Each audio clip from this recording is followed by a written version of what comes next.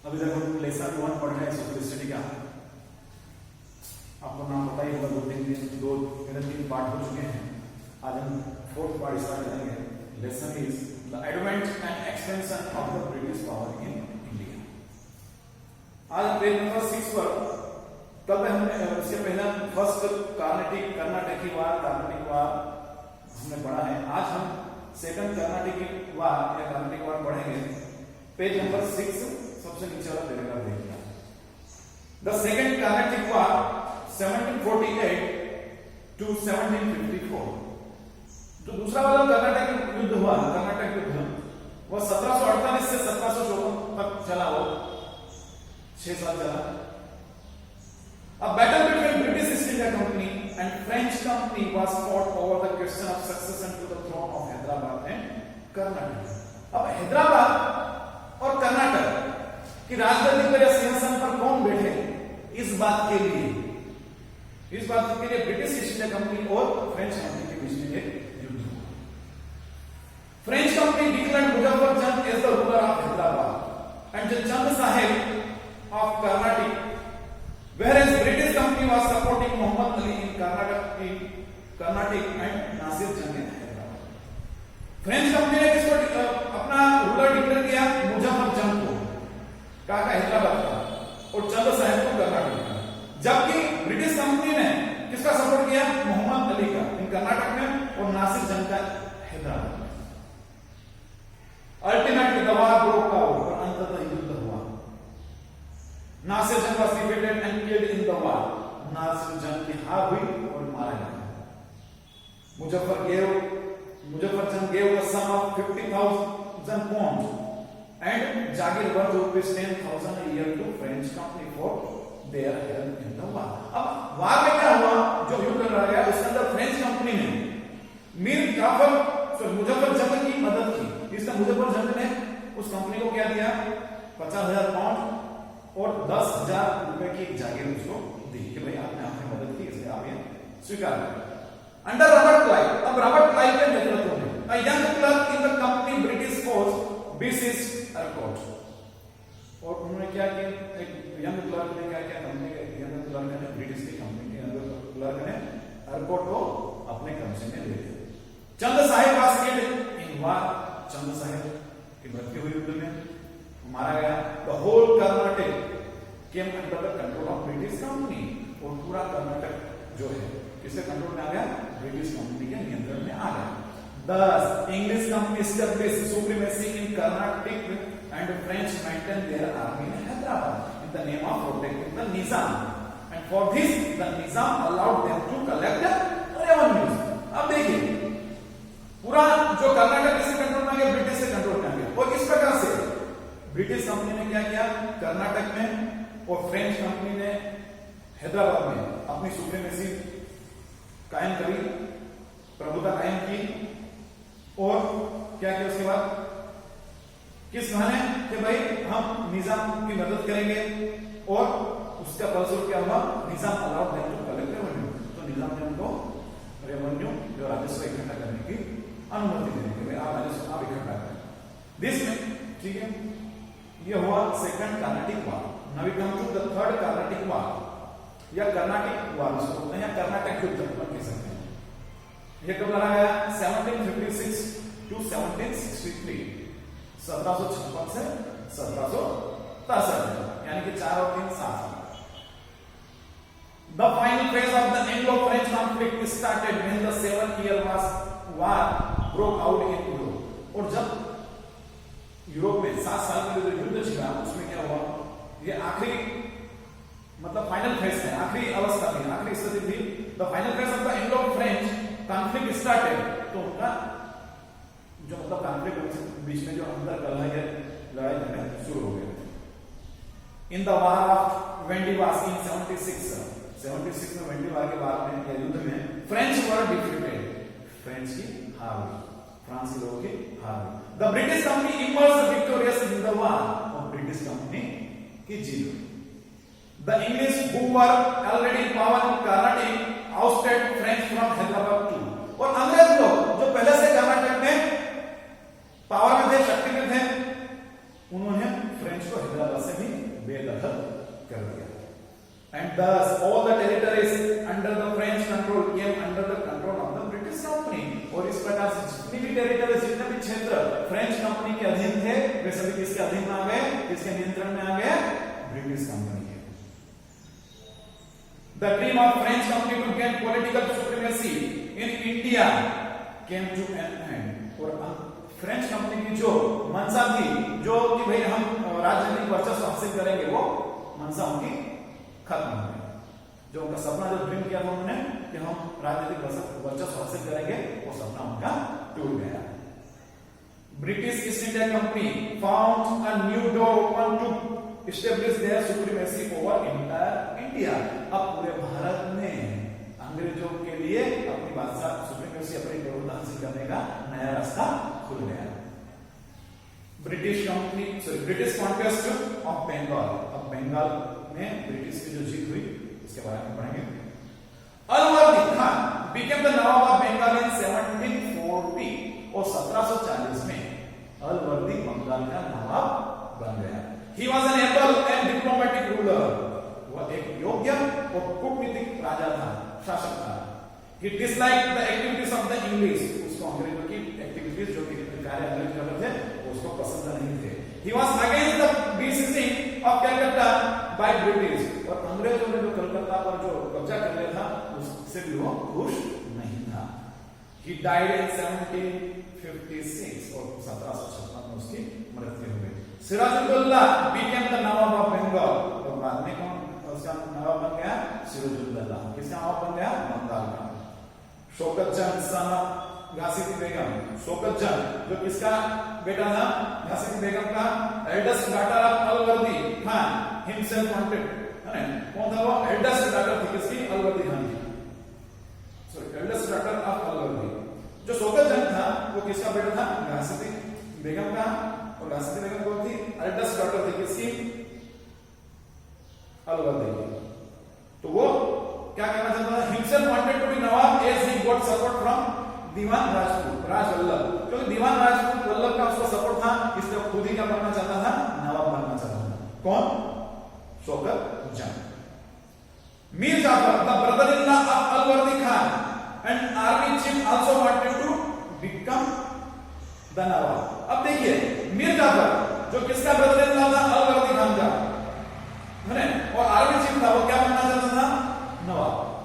All these under British patronage were planning conspiracies। और ये सभी लोग क्या कर रहे थे? अंग्रेजों के संरक्षण में षड्यंत्र कर रहे थे। नवाब Siraj-ud-Daulah was annoyed due to the fortification of Bengal by the British। और ब्रिटिश ने कर्नाटक का fortification of Calcutta by the British। तो और अंग्रेजों ने कलकत्ता को जो किलाबंदी कर दी थी, उसके खिलाफ था सिराजुद्दौला। वो नाराज। The British were trading in Bengal without paying taxes। और अंग्रेज लोग क्या कर रहे थे? बंगाल में बिना टैक्स दिए, विदाउट टैक्स, वो क्या कर रहे थे? व्यापार कर रहे थे। And this had an adverse effect on the royal treasury। अब वो बिना टैक्स दिए व्यापार कर रहे थे, उससे क्या हुआ कि जो खजाना था उस पर बुरा प्रभाव पड़ने लग गया था। The British did not give due respect and gift to Nawab. British लोगों ने उस नवाब को बराबर रिस्पेक्ट नहीं किया, सम्मान नहीं दिया, और किसी प्रकार का गिफ्ट नहीं दिया। ठीक है, इससे क्या हुआ? Encouraged by the provoking activities of British. तो वो क्या हुआ? Sorry, royal treasury. हां, the British did not give the due respect, कोई रिस्पेक्ट नहीं दिया, एंड गिफ्ट टू नवाब, कोई गिफ्ट भी नहीं दिया। और encouraged by the provoking activities of British. और वो ब्रिटिश की जो प्रोवोकिंग एक्टिविटीज थी, जो उनकी एक्टिविटीज थी, उससे वो नाराज था। नवाब कैप्चर्ड कासिम बाजार फैक्ट्री ऑन जून 4, 1756। और नवाब ने फिर क्या किया? 4 जून 1756 में क्या किया? कासिम बाजार फैक्ट्री को कब्जे में ले लिया। Now the Nawab was on his way to Calcutta। अब नवाब अपने रास्ते पर कलकत्ता चला गया। Governor Drake left Calcutta with traders, women and children and Nawab took control of Calcutta on 22 June 1756। अब वहां का जो गवर्नर ड्रेक था, उसने कलकत्ता व्यापारियों के साथ महिला और बच्चों के साथ कलकत्ता छोड़ दिया। और नवाब ने कलकत्ता पर 22 जून 1756 को कब्जा कर लिया, ये अपने कंट्रोल में नियंत्रण में ले लिया। ट्रीटी ऑफ अलीनगर, अब अलीनगर की संधि। After the fall of Calcutta, Calcutta के पतन के बाद में Robert Clive led an army to Bengal, उसने बंगाल की ओर एक आर्मी का नेतृत्व किया। क्लाइव ने इस्लामाबाद in 1757 रीकॉन्क्वर्ड कलकत्ता, और एक छोटे से युद्ध में 1757 में एक छोटा सा युद्ध हुआ और उसमें क्लाइव ने वापस कलकत्ता को अपने कब्जे में ले लिया या वापस उसको जीत लिया। And the nawab was defeated in the war, और नवाब की हार हुई। The British compelled the nawab to concede to their demands, अब ब्रिटिश ने क्या किया, नवाब को अपनी मांग को स्वीकार करने के लिए उस पर कंपेल किया, उसको मजबूर किया। कंपेल करना यानी कि मजबूर करना, और कंसीड मतलब स्वीकार करना। टू कंसीड देयर डिमांड्स मतलब उनकी मांगों को स्वीकार करने का दबाव बनाया, उसको मजबूर किया। Battle of Plassey, now we come to battle of Plassey. With the signing of the Treaty of Alinagar, most of the English demands were fulfilled, but they wanted to control Bengal. अब जो अलीनगर की जो संधि हुई उसके बाद अंग्रेजों की ज्यादा से ज्यादा बहुत सारे डिमांड फुलफिल कर दी गई, उनको पूरा किया गया, लेकिन वे तो बंगाल पर कंट्रोल करना चाहते थे। They indulged in intrigues, उन्होंने साजिश करना शुरू कर दी। Clive occupied French colony Chandernagore and the nawab could not stop him. और क्लाइव ने क्या किया, चंद्रनगर कॉलोनी जो थी फ्रेंच कॉलोनी, उसको कब्जे में कर लिया और नवाब उसको रोक नहीं पाया। Clive made a secret pact with Mir Jafar who was to replace Siraj-ud-Daulah as nawab of Bengal. अब क्लाइव ने क्या किया, मीर जाफर के साथ एक सीक्रेट गुप्त संधि पर संधि की उसके साथ। और कौन मीर जाफर कौन था, जिसको कि है सिराजुद्दौला के स्थान पर रूलर बनाया जाना था। Mir Jafar who was to replace Siraj-ud-Daulah as nawab of Bengal. After the conspiracy, षड्यंत्र के बाद, साजिश के बाद, pretext for war was reached. Nawab was accused of dishonouring treaty of Alinagar and soon army under Clive set out for Murshidabad. अब जो नवाब था उस पे क्या इल्जाम लगाया है कि भाई आपने जो ट्रीटी हुई, अलीनगर की जो ट्रीटी हुई, आपने उसका उल्लंघन किया है, उसको डिसऑनर किया आपने। और फिर उसके बाद का क्लाइव कहां चला गया, मुर्शिदाबाद की ओर चला गया। A battle between Nawab and the British force was fought at Plassey on 23rd June 1757. अब 23 जून 1757 को नवाब और ब्रिटिश फोर्स सेना के बीच में एक युद्ध लड़ा गया, जिसको किस नाम से जानते हैं, बैटल ऑफ प्लासी। ये इंपॉर्टेंट चीज है। A battle between Nawab and the British force, एक युद्ध किसके बीच में, नवाब और ब्रिटिश फोर्स के बीच में लड़ा गया। was fought at Plassey on 23rd June 1757। कब लड़ा गया प्लासी का युद्ध नवाब और ब्रिटिश फोर्स के बीच में, 23 जून 1757। The major part of Nawab's army led by the traitors Mir Jafar, Rai Durlab and War Latif did not participate actively in the battle, and so the Nawab was defeated and killed by Miran, son of Mir Jafar। अब क्या होता है, army का जो major part में बड़ा भाग था वो किसके साथ नेतृत्व किया जा रहा था, द्रोही ट्रेटर मीर जाफर, दुर्लभ एंड वार लतीफ। उन्होंने उस युद्ध में तन से मतलब मन से बराबर भाग नहीं लिया। तो इससे क्या हुआ, नवाब का सपोर्ट नहीं किया, जिससे नवाब की हार हो गई। और मीरान जो कि मीर जाफर का बेटा था, उसने नवाब को मार दिया। The battle of Plassey had no interface, but it was a war of immense political and economic importance। भाई ये जो वार था, ये किसका इंपोर्टेंस का था, immense political economic importance. Immense मतलब बहुत ज्यादा, पॉलिटिकल मतलब राजनीतिक, और इकोनॉमिक मतलब आर्थिक रूप से इसका बहुत महत्व था।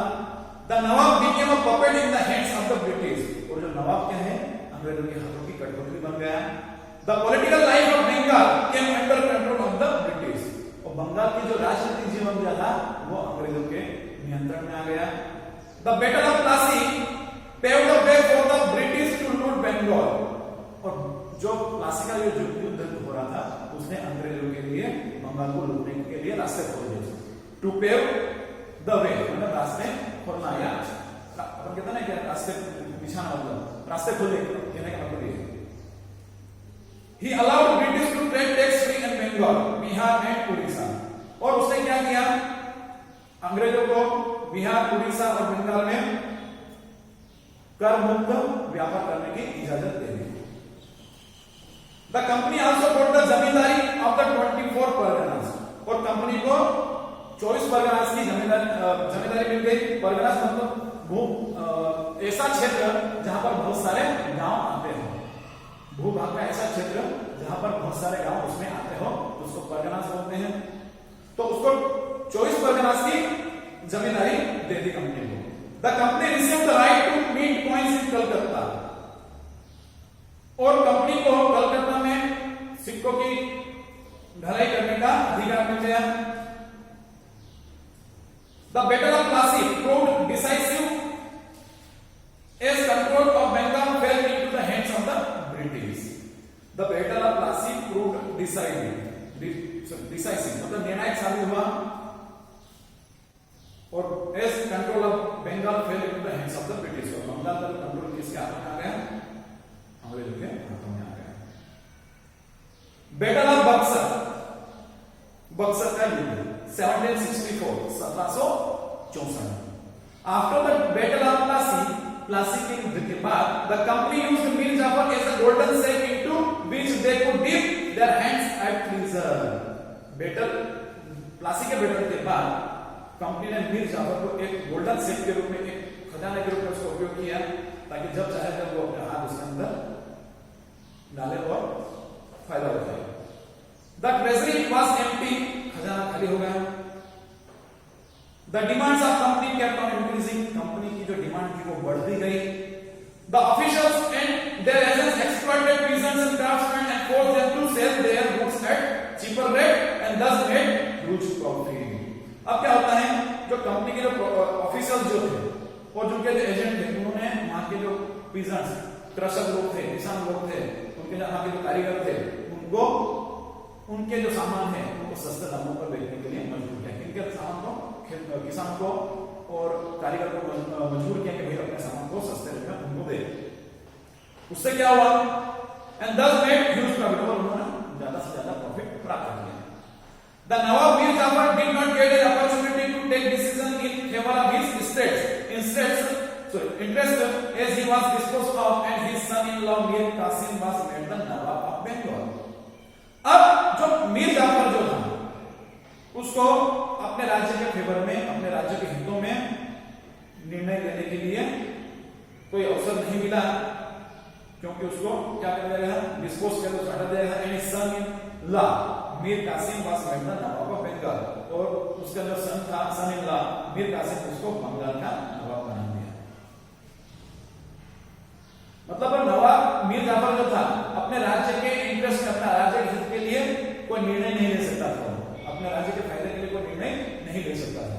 उसको हटा देगा, उसकी जगह उसका जो सन इन लॉ है मीर कासिम, उसको क्या बना देगा, बंगाल का नवाब बनाया। Mir Kasim realise his position of utter dependence on the English company, और मीर कासिम जो है उसकी जो पोजीशन किस पर पूरी तरह से निर्भर थी, इंग्लिश कंपनी पर। He began to consolidate power, तो ये रियलाइज हुआ किसको, मीर कासिम को, कि उसकी पूरी डिपेंडेंस या निर्भरता किस पर है, अंग्रेजों पर। तो उसने क्या किया, अपने पावर को कंसोलिडेट करना शुरू कर दिया, अपने पावर को, अपने शक्ति को मजबूत करना शुरू कर दिया। He dismissed the royal officers of English, उन्होंने अंग्रेजों के जो रॉयल ऑफिसर्स जो थे, अधिकारी जो थे, उनको डिसमिस कर दिया, हटा दिया। He built a new military setup and abolished the custom duties, उसने क्या किया, नई सेना बनाई और कस्टम ड्यूटीज को खत्म कर दिया। These steps proved disastrous for the company, और उसके ये कदम कंपनी के लिए, अंग्रेजी कंपनी के लिए विनाशकारी साबित हुए। Finally in the battle fought in 1763, और आखिरी में युद्ध जो कि 1763 में लड़ा गया, उसमें Mir Kasim was defeated by the company force and he fled to Awadh। Mir Kasim company की सेना से उसको हार मिली और वो अवध की ओर भाग गया। The nawab of Awadh Sujatullah was also against the British, and Shah Alam, the fugitive Mughal emperor, had taken refuge in Awadh. अब जो नवाब ऑफ अवध का जो नवाब था, क्या नाम था उसका? सुजाउद्दौला, वो भी अंग्रेजों के खिलाफ था। और शाह आलम जो कि क्या था? द फ्यूजिटिव मुगल एम्परर, वो मुगल घोड़ा मुगल सम्राट था, उसने अवध में शरण ले ली, had taken refuge in Awadh. The three allies clashed with the company's army at Buxar on 23rd October 1764. और वो तीनों जो संधि वाले लोग थे, वो क्या हुआ? उन्हें ब्रिटिश जो आर्मी है उससे बक्सर में कब 23 अक्टूबर 1764 में उनकी लड़ाई हुई, एंड दे वर डिफीटेड, और उनकी हार हुई। Sirajudullah and Shah Alam in 1765 signed treaties with Clive, और 1765 में सिराजुद्दौला और शाह आलम ने क्लाइव के साथ एक संधि पर हस्ताक्षर किया। ट्रीटी, वो ट्रीटी कौन सी थी? With the nawab of Awadh and Allahabad treaty of Allahabad, है ना? तो ट्रीटी ऑफ इलाहाबाद की संधि। The English signed a treaty with the nawab of Awadh at Allahabad in August 1765, और 1765 अगस्त 1765 में अंग्रेजों ने अवध के नवाब के साथ में इलाहाबाद में एक संधि हस्ताक्षर किए, संधि की उसके साथ अंडर द ट्रीटी। और उस संधि में क्या क्या था वो देखिए। The English were to get ₹50 lakh as compensation, the English were to get ₹50 lakh as compensation for war. एक तो युद्ध के लिए, युद्ध में कंपेंसेशन क्षतिपूर्ति के लिए अंग्रेजों को 50 लाख रुपए दिए जाए, and Awadh was to be return to the nawab, और अवध को वापस किसको दे दिया जाए? नवाब को। Nawab of Awadh considered Allahabad, Kara and adjoining areas to Mughal emperor Shah Alam, और नवाब ऑफ अवध ने कंसीडर इलाहाबाद, मतलब इलाहाबाद, कारा और जो उसके एडजॉइनिंग एरियाज थे वो किसको? मुगल एम्परर शाह आलम को दिए। The British want to have complete control over Chunar part, और जो चुनर पार्ट फोर्ट है, चुनर फोर्ट, उस पर अंग्रेजों का पूर्ण तरह से कब्जा हो, कंट्रोल हो। The British want to have the right to tax free trade in the territories of Awadh, और उस संधि के अंतर्गत एक ये भी संधि हुई कि फिर अंग्रेजों को अवध के जितने भी क्षेत्र हैं वहां पर टैक्स फ्री व्यापार करने दिया जाए, बिना कोई टैक्स चुकाए व्यापार करने दिया जाए। Treaty with Mughal emperor Shah Alam, अब जो मुगल एम्परर है शाह आलम, उसके साथ संधि कैसे हुई? कारा, Allahabad and adjoining areas were taken from Nawab of Awadh, Awadh का जो नवाब था उससे कारा, इलाहाबाद और उसके आसपास के जो क्षेत्र